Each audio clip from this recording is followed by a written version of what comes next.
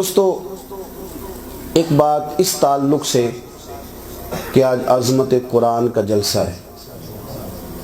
हमारे स्कूलों में, कॉलेजों में, यूनिवर्सिटियों में, बैंकों में, तमाम इदारों में कंप्यूटर नहीं होता था। कभी मैं अपने अब्बा जी के साथ पटवारी के पास जाता था तो पटवारी जब ऊपर से रजिस्टर उतारता था ना, तो दिल चाहता था कि मास्क पहन के आना चाहिए था, इतनी गर्द उड़ती थी। वो कपड़ा बिछा लेता था, उस पर नक्शा बना होता था। पटवारी ने भी कंप्यूटर सीख लिया है। 35 साल जिस आदमी को हो गए थे ना नौकरी करते हुए, उसको जब कहा गया है ना कि मियाँ अब आपको कंप्यूटर पे सारी लिखत पढ़त करनी है, तो किसी बंदे ने ये नहीं कहा कि अब इस उम्र में मैं कंप्यूटर सीखूंगा। उन्होंने कहा जनाब चूँकि नौकरी है, 70,000 रुपया मिलता है महीने का, सब ने कंप्यूटर सीखा है, सब ने चलाना सीखा है। मुझे अल्लाह माफ़ करे, मैं अगर बेदबी खुदा ना खास्ता मुझसे हो जाए, वरना मेरा ख्याल है सारे बूढ़े अब मोबाइल चला नहीं लेते। चलो ना ही कर दो, मैं ही सजदा साफ कर लूँ, कार चला लेते हैं ना माशाल्लाह। और मेरे भाई, अगर बुढ़ापे में कंप्यूटर सीखा जा सकता है, मोबाइल चलाना सीखा जा सकता है, तो कुरान भी सीखा जा सकता है।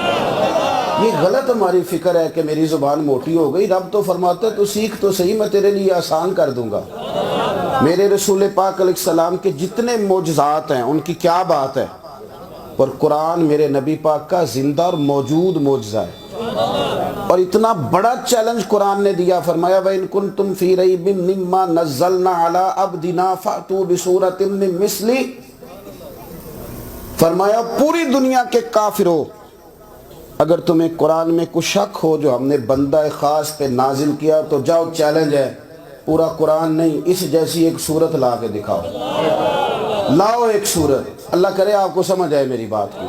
अगर अबू जहल के भाई, ये बहुत बड़े अरब दान थे, ये तो सारे अजमी कहते थे बाकियों को, ये अरबी लोग थे, फसाहत और बलागत वाले। अगर अबू जहल के पास, उतबा, उतैबा, शैबा, अखनस बिन शुरैक के पास कुरान की आयत का जवाब होता, तो मेरे संगियों वो बदर में तलवारें लेके ना आते। उनके पास जवाब, मुसलमा कज़ाब बड़ा झूठा था, उसके सामने भी किसी ने कहा कि कुरान तो कहता है कि जवाब लेके, और ये भी बड़ा दावा, वदू शुहदाकुम मिन दूनिल्लाह, अल्लाह और अल्लाह वालों को छोड़ के जितने तुम्हारे हिमायती हैं सारे इकट्ठे कर लो। यानी एक बंदे की ड्यूटी नहीं। अल्लाह करे आपको समझ आए।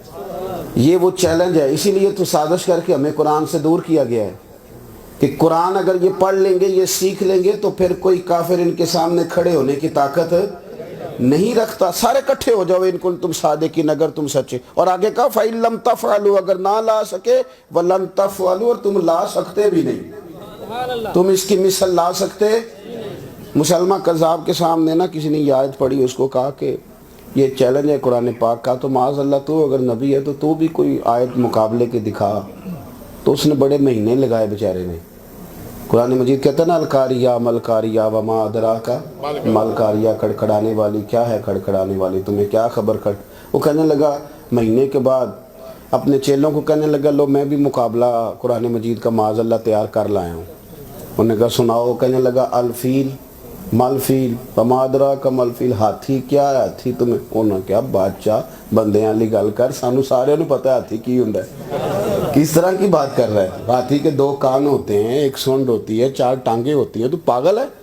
ये तो किस तरह की आयत बना के लाया है। वो कहने लगा मैंने आगे क्या चलना है, तुमने पहली कबूल कोई नहीं की।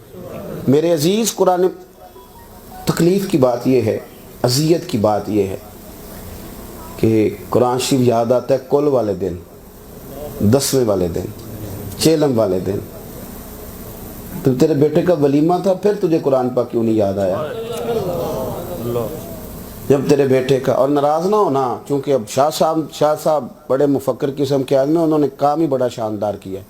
कोई शख्सियत परस्ती का मिजाज ही नहीं बनने दिया। पहले अज़मत कुरान, फिर मोहब्बत अहले बैत, उन्वान ही बड़ा। मेरी बात को समझो।